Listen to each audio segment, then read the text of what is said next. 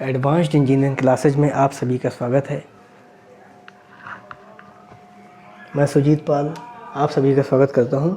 आइए हम लोग डिस्कस कर रहे थे वायर्स एंड डियर टाइप्स। उसमें क्या देखते हैं हम? सबसे पहला था बेयर कॉपर कंडक्टर, दूसरा मान लीजिए ACSR कंडक्टर, और तीसरा मान लीजिए GI वायर, इसके बाद फ्यूज़ वायर, नाइक्रोम वायर। ये सारे वायर्स हैं, इसको एक एक करके हम डिस्कस करेंगे। सबसे पहला था बेयर कॉपर कंडक्टर।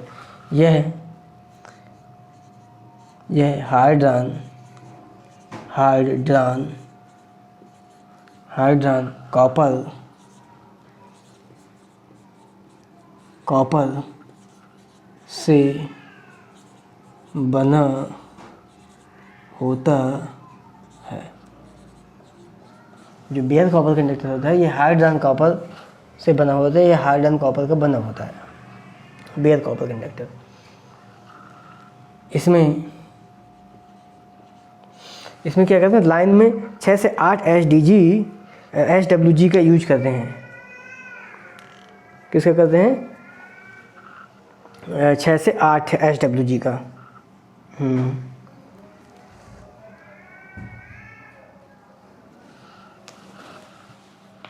इसमें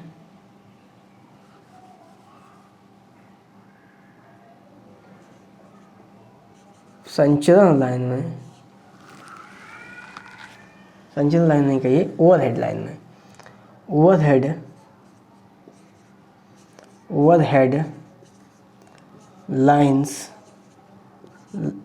लाइंस में 6 से 8 SWG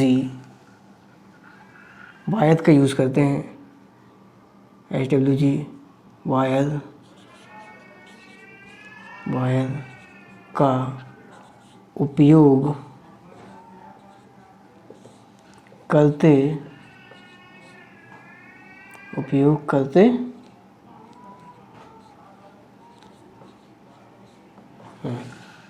क्या कहते हैं? ओवरहेड लाइंस में 6 से 8 SWG, ओवरहेड लाइंस में 6 से 8 SWG वायर्स का उपयोग करते हैं। ठीक। उसके बाद ये कहता है टिन आलेपित होता है। यह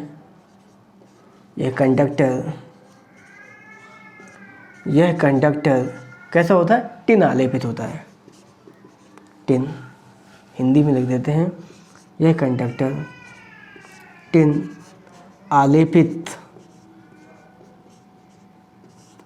आलेपित होता है।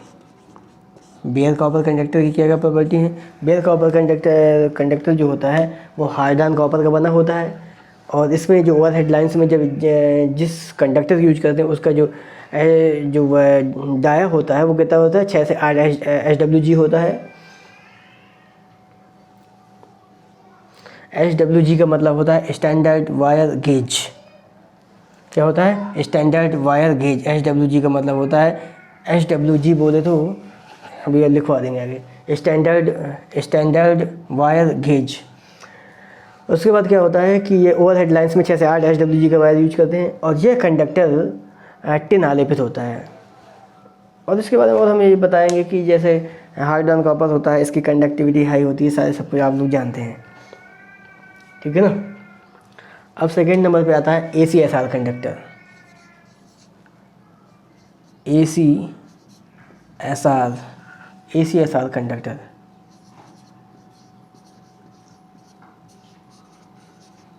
कंडक्टर इसका मतलब क्या हुआ?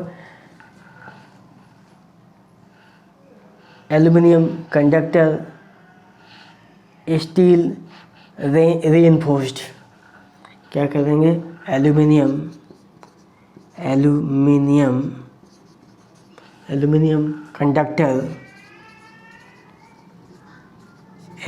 कंडक्टर स्टील रीइंफोर्स्ड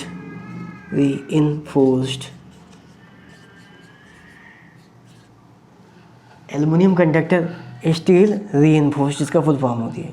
इसमें क्या कहते हैं, बेसिकली इसमें क्या किया जाता है, इसमें कई सारे एल्यूमिनियम के चालक होते हैं और उनमें बीच में एक स्टील का वायर घुसा देते हैं, उसके बाद उसको क्या कहते हैं, उसकी स्ट्रैंड बना देते हैं और वही होता है क्या कहते हैं ACSR कंडक्टर हो जाता है। इसमें एल्यूमिनियम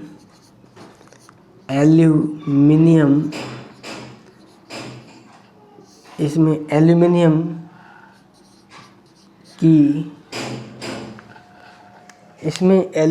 की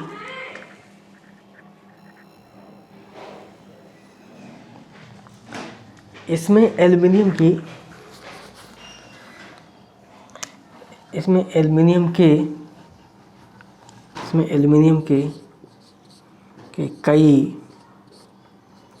तारों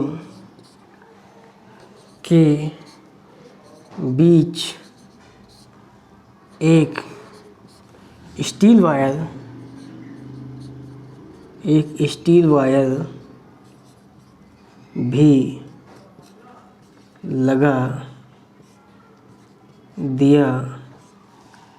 दिया जाता है। क्या करते हैं कि कई एल्यूमिनियम के कंडक्टर होते हैं, उनके बीच में एक एक स्टील का वायर भी ठूंस दिया जाता है, उसको क्या हो जाता है, ACSR कंडक्टर होता है, लगा दिया जाता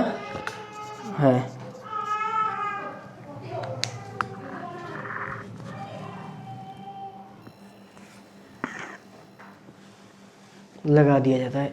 इसमें एल्यूमिनियम के कई तारों के बीच एक स्टील वायर भी लगा दिया जाता है, जिससे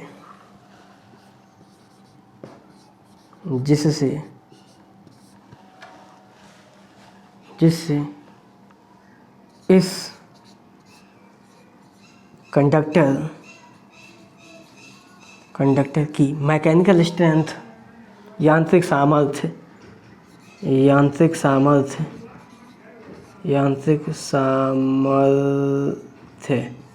बोले तो मैकेनिकल स्ट्रेंथ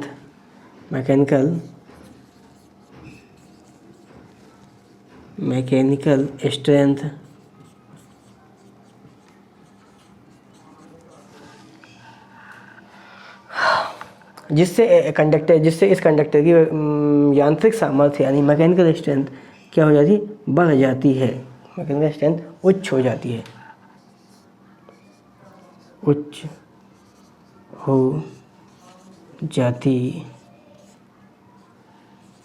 कोई दिक्कत नहीं। क्या है ACSR कंडक्टर, क्या होता है, इसमें कई एल्यूमिनियम कंडक्टर होते हैं, उसके बीच में स्टील वायर भी लगा दिया जाता है, जिससे क्या होता है मैकेनिकल कंडक्टर ओवरऑल कंडक्टर जो ACSR कंडक्टर होता है उसकी मैकेनिकल स्ट्रेंथ क्या होती है, हाई हो जाती है। ठीक, इसी को कहते हैं ACSR कंडक्टर बोलते हैं। ठीक, आगे चलते हैं। GI wire,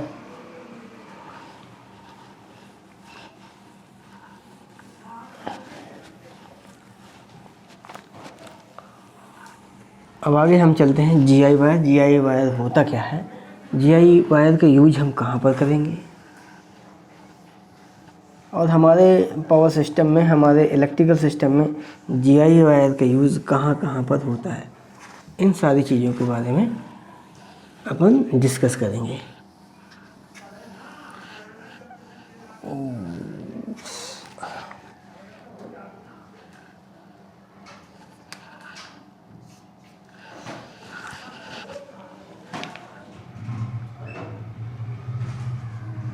GI wire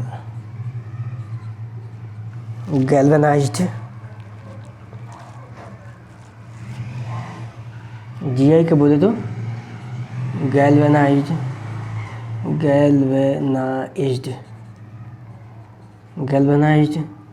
iron wire, जो मतलब आयरन का वायर है लेकिन उसको गैल्वेनाइज्ड कर दिया गया है, वही हुआ ना GI wire, galvanised iron wire.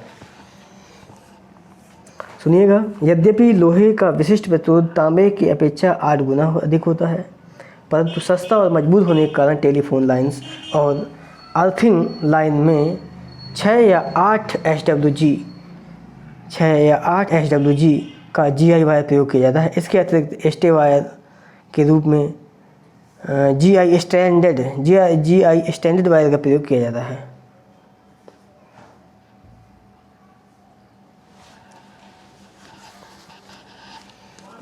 देखिए GI वायर का यूज़ स्टे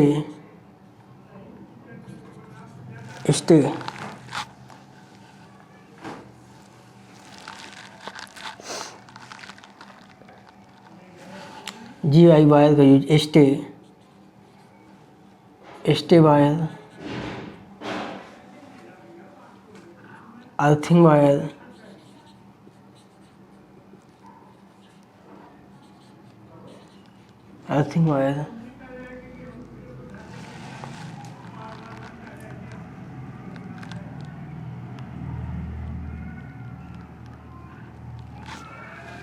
बस बहुत है। GI वायर का use stay wire, earthing wire आदि में करते हैं। कोई दिक्कत? GI वायर के बाद आते हैं फ्यूज़ वायर।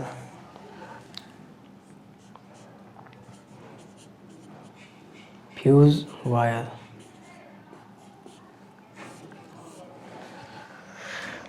क्या होता है? फ्यूज़ वायर तो आप लोग लगभग सभी लोग जान रहे होंगे, लेकिन फिर भी आप ध्यान से सुनिएगा क्या कहते हैं।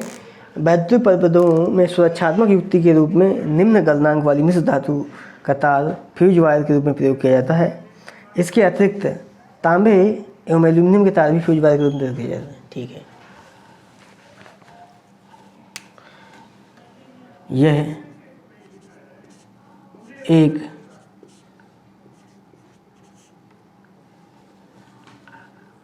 यह एक सुरक्षात्मक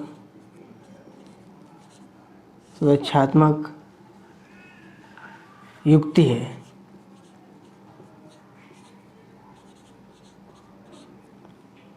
है।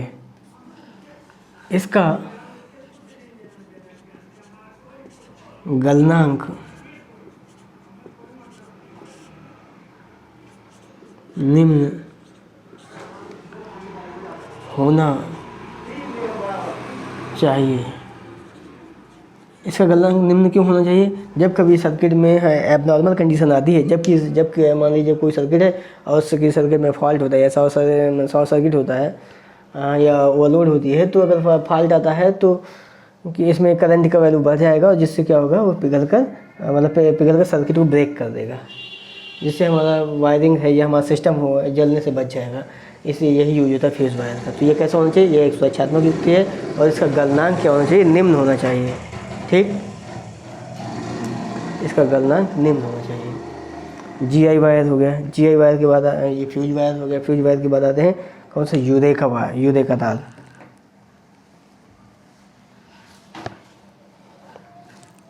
यूरेका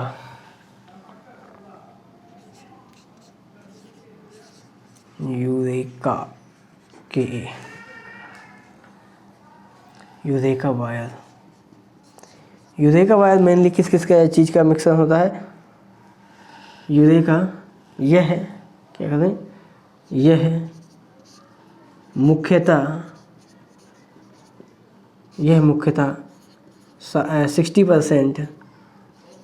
60% तांबा तथा 40% क्या होता है? निकेल होता है। 40% निकेल होता है। यह मुख्यतः 60% तांबा और 40% निकेल का मिश्रण होता है।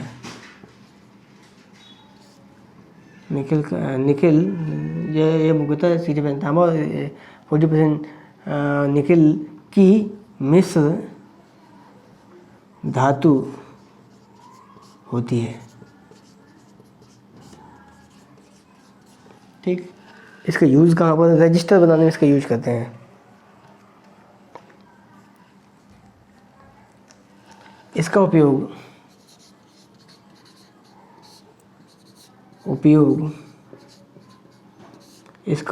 प्रतिरोध आदि बनाने में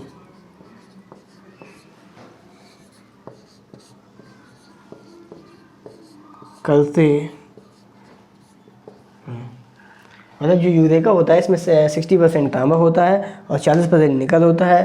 ठीक है, इसका उपयोग कहाँ पर करते हैं? प्रतिरोध आदि बनाने में करते हैं इसका यूज़। ठीक, इसके बाद आते हैं, इसको रब कर देते, तो उसके बाद अपन लोग डिस्कस करेंगे नाइक्रोम वायर के बारे में।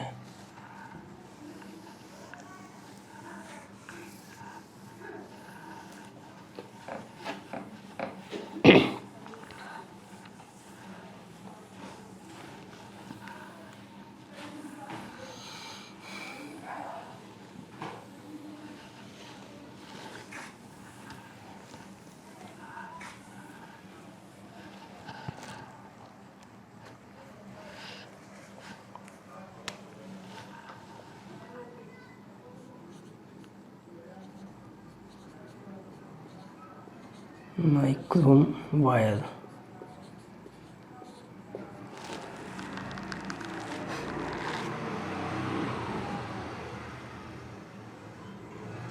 नाइक्रोम जैसे नाम से ही पता चलता है, क्रोम मतलब क्रोमियम,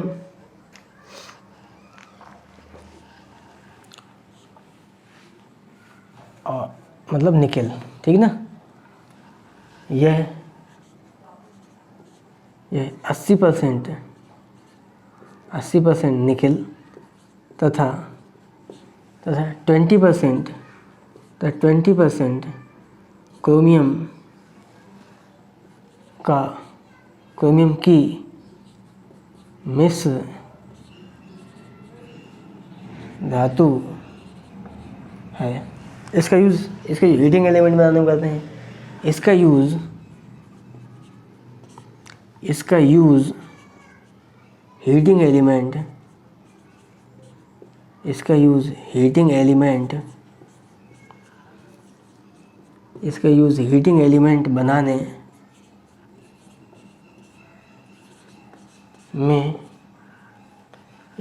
हीटिंग एलिमेंट बनाने में करते हैं। जैसे हम हीटर में जो एलिमेंट यूज करते हैं वो कैसा बना होता है? नाइक्रोम का बना होता है। इसमें क्या होता है? 80% निकल होता है और 20% क्या होता है? क्रोमियम होता है। ठीक, ये बात समझ आई तो नोट कर लीजिए इसको।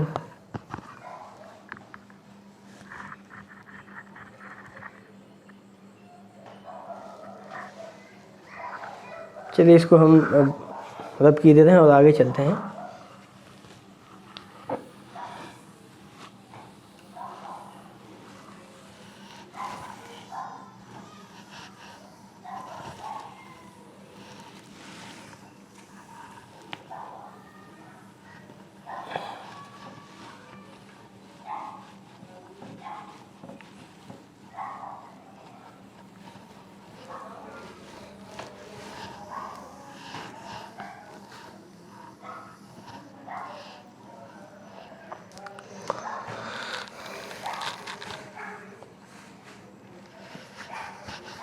अगली हेडिंग है तारों की विद्युत धारा वहन क्षमता। तारों की विद्युत धारा वहन क्षमता, किसी तार में कितनी विद्युत वहन होगी, कितनी धारा हम फ्लो करा सकते हैं जिससे कि हमारा जो इंसुलेशन है वो भी डैमेज ना हो। और तो वो किस पर डिपेंड करती है उसके बारे में अब अपन चर्चा करेंगे। क्या है, पहले आप ध्यान सुनिएगा, उसके बाद फिर हम समझाते हैं क्या होता है। पहले ध्यान सुनिएगा। सामान्य तापमान पर प्रायः 40 डिग्री सेंटीग्रेड पर विद्युत धारा का वह अधिकतम मान जो किसी तार में से सुरक्षित रूप से प्रवाहित हो सके उस तार की विद्युत धारा वहन क्षमता कहलाती है। कोई दिक्कत? मतलब ये क्या समझ में आया कि विद्युत वहन क्षमता वो क्षमता होती है जो किसी तार से सुरक्षित रूप से प्रवाहित हो सके। कोई दिक्कत? आगे, किसी तार की विद्युत धारा वहन क्षमता उस तार की धातु के विशिष्ट प्रतिरोध यानी रो और उसकी मोटाई यानी व्यास की उसकी मोटाई यानी व्यास पर तथा स्ट्रैंड्स की संख्या पर निर्भर करती है। तथा तार की मोटाई जितनी अधिक होती है उसकी करंट वहन क्षमता उतनी ही अधिक होती है।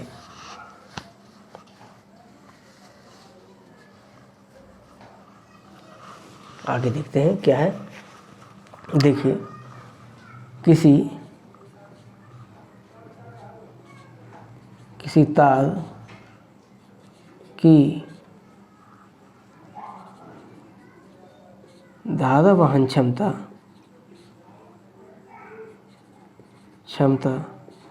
धारा का वह मान है, धारा का वह मान है जो कौन सा मान है, जो उस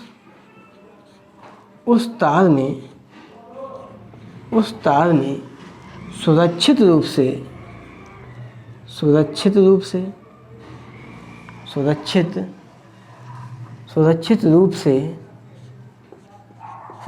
का मतलब क्या है कि मतलब उसमें इंसुलेशन का फेलर ना हो। ठीक, इंसुलेशन फेल ना हो, इंसुलेशन डैमेज ना हो। किसी तार की धारा वहन क्षमता धारा का वह मान है जो उस तार में सुरक्षित रूप से प्रवाहित हो सके,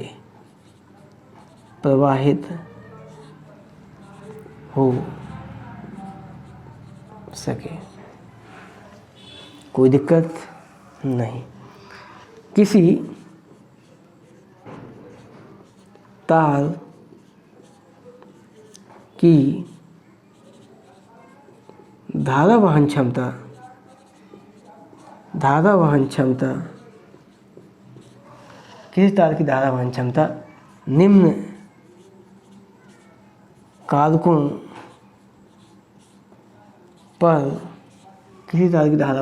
निम्न कारकों पर निर्भर करती है।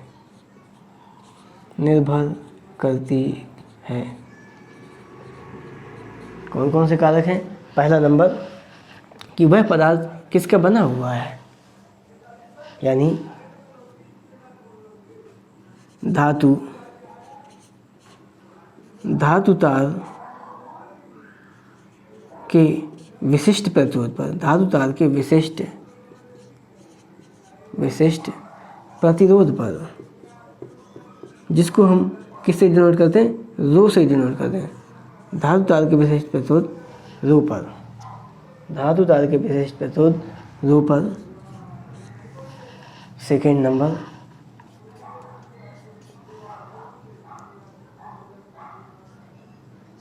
तार के डायामीटर, तार के व्यास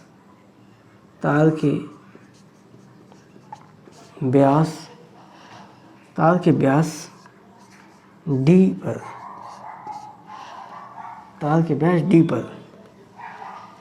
तार के व्यास डी पर यानी कोष्ठक में दे देंगे तार की मोटाई पर, तार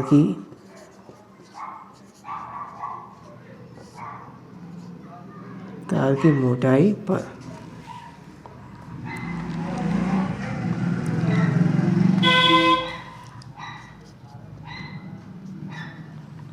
तार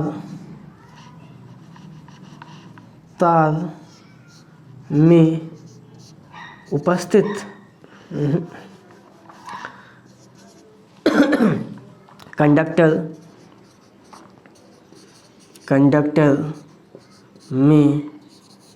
उपस्थित कंडक्टर में उपस्थित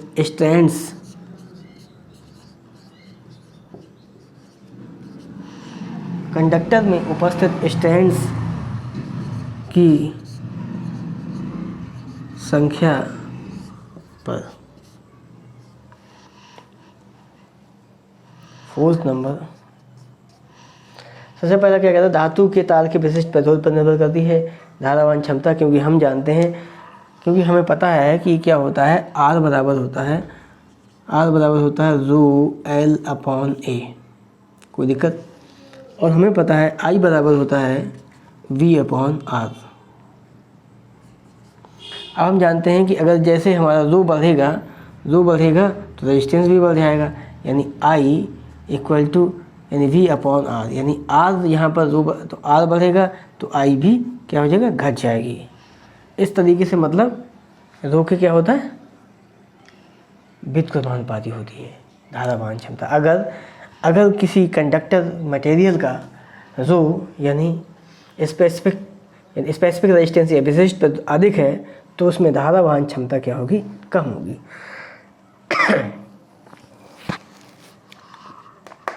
अब आते हैं तार के प्रतिरोध, तार के व्यास पर कैसे निर्भर करता है। तार का व्यास हम जानते हैं कि R बराबर होता है रो एल अपॉन ए क्या है, is the cross sectional area of the conductor, तो ये हो जाएगा रो एल अपॉन ए का मतलब पाई आर स्क्वायर। आर क्या मतलब रेडियस बोले तो त्रिज्या, यानी त्रिज्या के स्क्वायर के समानुपाती, सॉरी व्युत्क्रमानुपाती। यानी कि अगर क्या हो जाएगा तार का व्यास, यानी क्या हो अगर तार की मोटाई बढ़ेगी तो क्या हो जाएगा कि रेजिस्टेंस जो हो जाएगा इसके व्युत्क्रमानुपाती हो जाएगा। अगर तार के व्यास बढ़ा देंगे, तार का व्यास अगर हमने बढ़ा दिया तो व्यास बढ़ा दिया यानी कि रेजिस्टेंस बढ़ा दिया। अगर मान लीजिए हमने तार के व्यास बढ़ा दिया बोले तो त्रिज्या बढ़ा देंगे। अगर जब ये बढ़ाएंगे तो अगर मान लीजिए क्या है आर बराबर है रो एल अपॉन ए की जगह हमने क्या लिख दिया पाई आर स्क्वायर। अगर हमने आर का वैल्यू बढ़ा दिया तो इसका वैल्यू क्या हो जाएगा, घट जाएगा। अब हम जानते हैं आई बराबर होता है वी अपॉन आर, होता है कि नहीं होता। अब आर का वैल्यू यहाँ से बढ़ गया तो आई का वैल्यू क्या हो जाएगा, और सॉरी आर का वैल्यू क्या है यहाँ पर घट रहा है, आर का वैल्यू यहाँ पर घट जाएगा तो आई का वैल्यू क्या हो जाता है, बढ़ जाता है। यानी कि जो तार का जो करंट कैरिंग कैपेसिटी होती है किसी कंडक्टर की, वो तार की मोटाई की क्या होती है, तार की मोटाई जैसे जैसे बढ़ते हैं तो करंट कैरिंग कैपेसिटी क्या हो जाती है, बढ़ जाती है। ठीक, क्योंकि जो करंट कैरिंग कैपेसिटी है तार की मोटाई के समानुपाती है, रेजिस्टेंस के व्युत्क्रमानुपाती है। बात समझ आ रही ना। इसके बाद आगे चलते हैं, कंडक्टर में उपस्थित स्ट्रैंड्स की संख्या पर। इसका मतलब क्या है, स्ट्रैंड की संख्या मतलब जैसे मान लीजिए जैसे ACSR कंडक्टर है हमारा, जैसे मान लीजिए क्या है जैसे हमारा ACSR कंडक्टर है, मान लीजिए एक ये इसमें क्या है, पहले तो इससे क्या रहेगा, स्टील कंडक्टर रहेगा। इस पर मान लीजिए क्या रहेगा, इस पर एक लेफ्ट रहेगा एल्यूमिनियम का कंडक्टर, ठीक। उसके बाद लेफ्ट रहेगा दूसरा एल्यूमिनियम का कंडक्टर, फिर इसके बाद तीसरा लेफ्ट रहेगा ये एल्यूमिनियम का कंडक्टर, चौथा लेफ्ट रहेगा ये वाला एल्यूमिनियम कंडक्टर। मतलब कुल मिला के कि क्या रहेगा, जितने ज़्यादा स्ट्रेंथ्स बढ़ते जाएंगे उससे उतना ही इसका क्या हो जाएगा, उसका नंबर ऑफ पाथ्स क्या हो जाएंगे, बढ़ते जाएंगे। कि इनकी करंट को ले जाने वाले पाथ की संख्या बढ़ती जाएगी, तो जिससे क्या हो जाएगा करंट का वैल्यू बढ़ जाएगी, यानी करंट करेंगे कैपेसिटी बढ़ जाएगी। बात समझ आई? अगर बात समझ आ गई तो आगे चलते हैं। मतलब क्या हुआ, किसी तार का जो अगर किस धातु तार के विशिष्ट प्रतिरोध रो पर क्या होता है कि अगर रो बढ़ेगा तो रेजिस्टेंस बढ़ेगा तो करंट कैपेसिटी घट जाएगी। तार का विशिष्ट प्रतिरोध यानी तार की व्यास अगर बढ़ रहा है यानी मोटाई बढ़ रही है, यानी रेजिस्टेंस घट रहा है यानी कि करंट कैपेसिटी बढ़ रही है। कंडक्टर में स्ट्रैंड्स अगर स्ट्रैंड की संख्या बढ़ रही है यानी कि करंट कैपेसिटी बढ़ रही है। कोई दिक्कत? चलिए अब इसको रब कर देते हैं, आगे देखते हैं।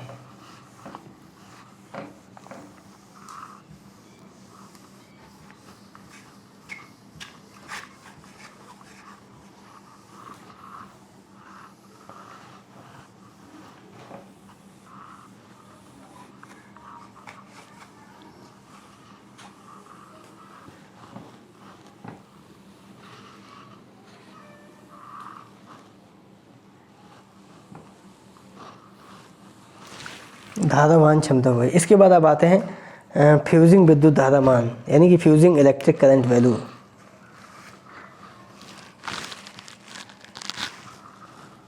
Fusing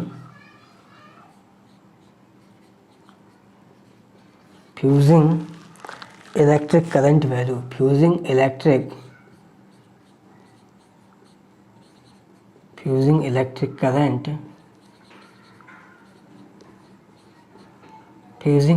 current value. Fusing electric current value बोले तो फ्यूजिंग विद्युत धारामान।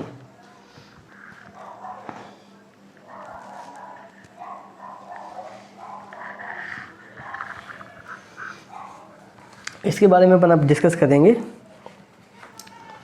फ्यूजिंग करंट क्या होती है कि जैसे मान लीजिए कोई हमारे पास फ्यूज़ था, ये फ्यूज़ है, मान लो कोई फ्यूज़ एलिमेंट है हमारा।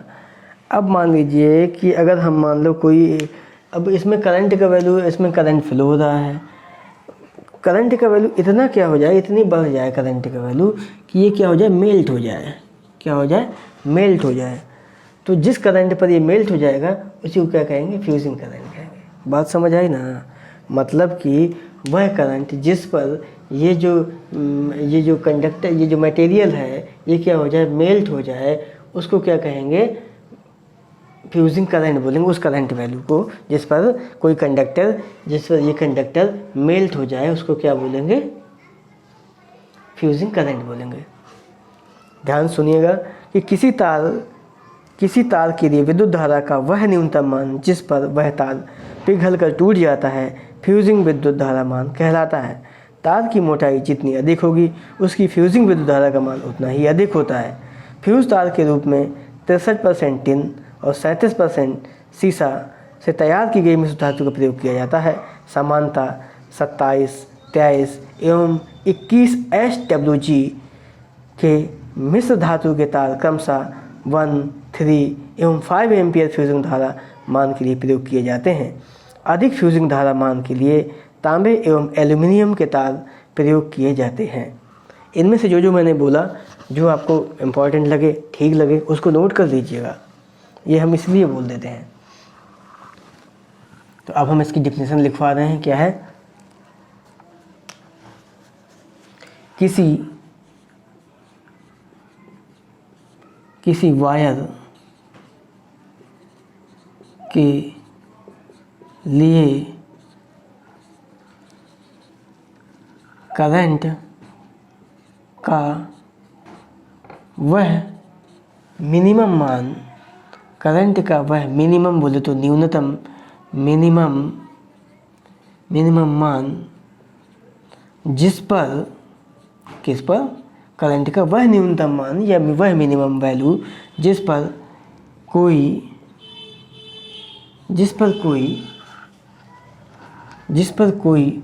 वायर या एलिमेंट या फ्यूज़, कोई वायर पिघल जाता है, मेल्ट हो जाता है। पिघल बोले तो मेल्ट, पिघल जाता है। करंट के उस मान को,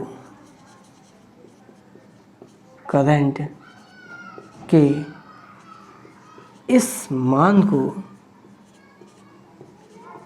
फ्यूजिंग करंट कहते हैं।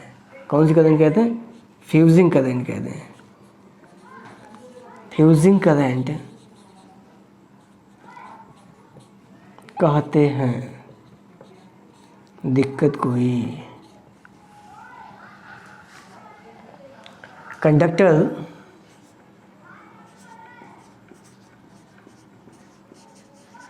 कंडक्टर का डायमीटर, कंडक्टर का व्यास जितना अधिक होगा, अर्थात कंडक्टर जितना मोटा होगा, उसकी फ्यूजिंग करंट उतनी ही अधिक होगी। कंडक्टर के व्यास जितना अधिक होगा उसकी फ्यूजिंग करंट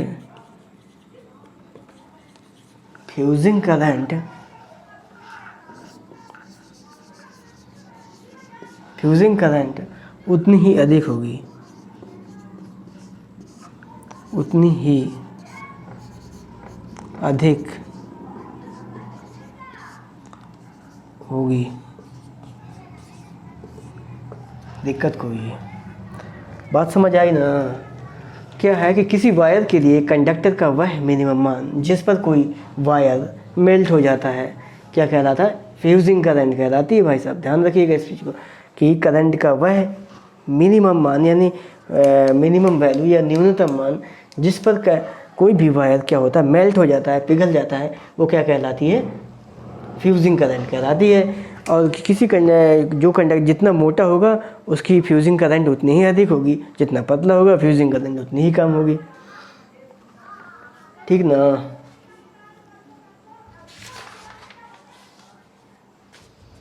अब आगे हम चलते हैं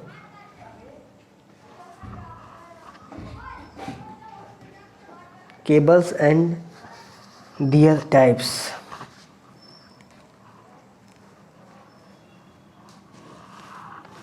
इसको रब कर देते हैं और उसके बाद आगे चलते हैं।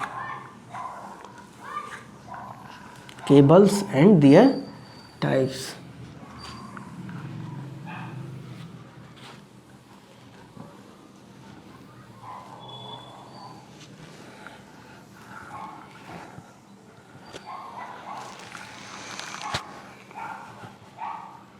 अगला हेडिंग है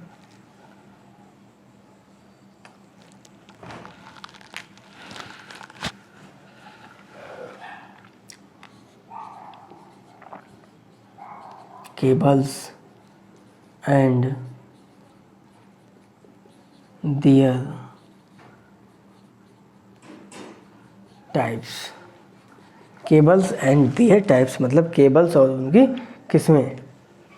केबल्स एंड दियर टाइप्स यानी केबल्स और उनकी किस्में, ये कौन कौन सी केबल हैं उन सब के बारे में अपन डिस्कस करेंगे। तो मेन सी केबल अपन डिस्कस करेंगे। जैसे सबसे पहले नंबर पर है वल्कनाइज्ड इंडिया रबर और VIR केबल। सेकेंड नंबर पर है कैब टायर सीटेड और CTS केबल। उसके बाद PVC केबल। उसके बाद आते हैं लेड सीट केबल। उसके बाद वेदर प्रूफ केबल। उसके बाद ट्रोपोडियोस केबल, फ्लेक्सिबल केबल। ये सारी इतने टाइप की अपन केबल्स क्या करेंगे, पढ़ेंगे, ठीक ना।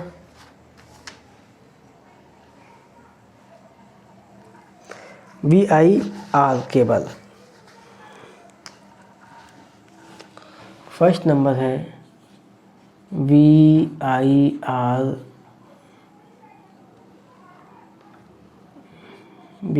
केबल।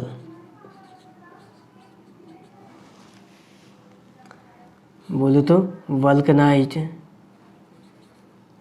NIZED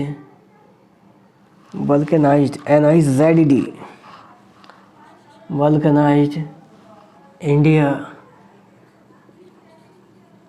rubber cable.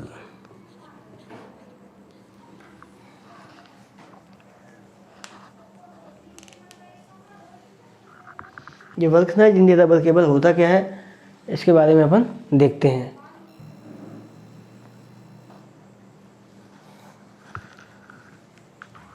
पहला क्या है, VIR यानी वल्कनाइज्ड इंडिया रबर केबल, ये हो गया। उसके बाद सेकेंड नंबर, इसके बाद पहले हम सारे केबल्स का हम नाम लिख लेते हैं, उसके बाद जो हमारी मेन केबल होंगी उनके बारे में अपन डिस्कस करेंगे। सेकेंड नंबर पर क्या है, CTS केबल। CTS केबल तो cab tyre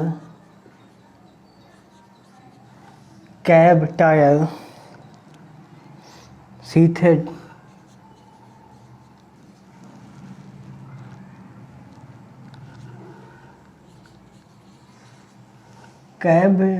cab tyre seated cables.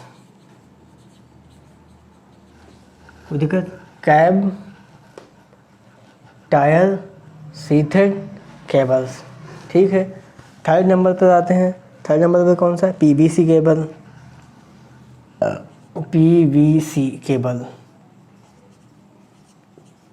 PVC cable से बोल दो polyvinyl chloride,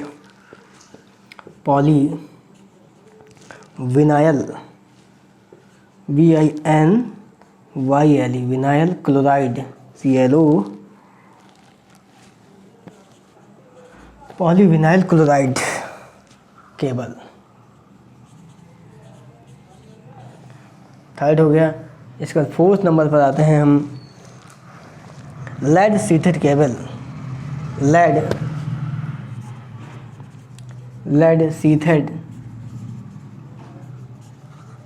lead sheathed cables. 5th नंबर पर आते हैं वेदर प्रूफ केबल।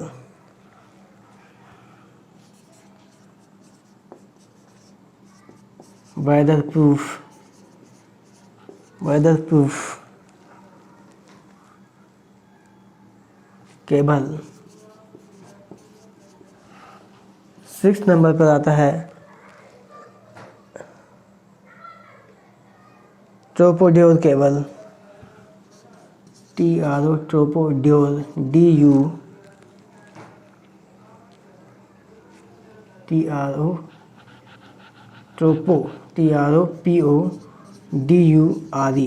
ट्रोपोड्योर केबल।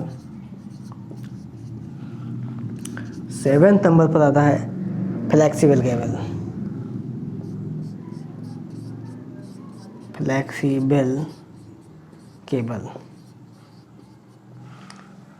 सभी अब हम इनको एक एक करके डिस्कस करेंगे। सबसे पहला VIR केबल के बारे में, यानी bulk large injectable cable. Second नंबर CTS केबल, यानी कैप टायर सीथेड केबल।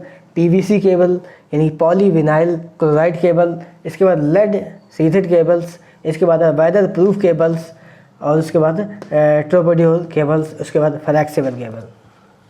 ये हमारी बेसिक 7 केबल्स हैं। उसके बारे में उसके बाद फिर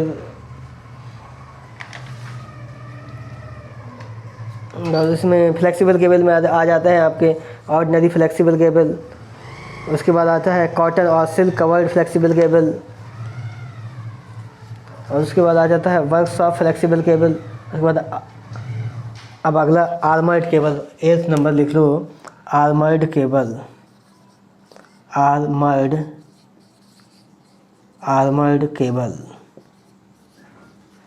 हमारी कुल मिला के 8 केबल्स हैं। 8 केबल्स को हम एक एक करके डिस्कस करते हैं उनको, उसके बाद फिर आगे चलेंगे।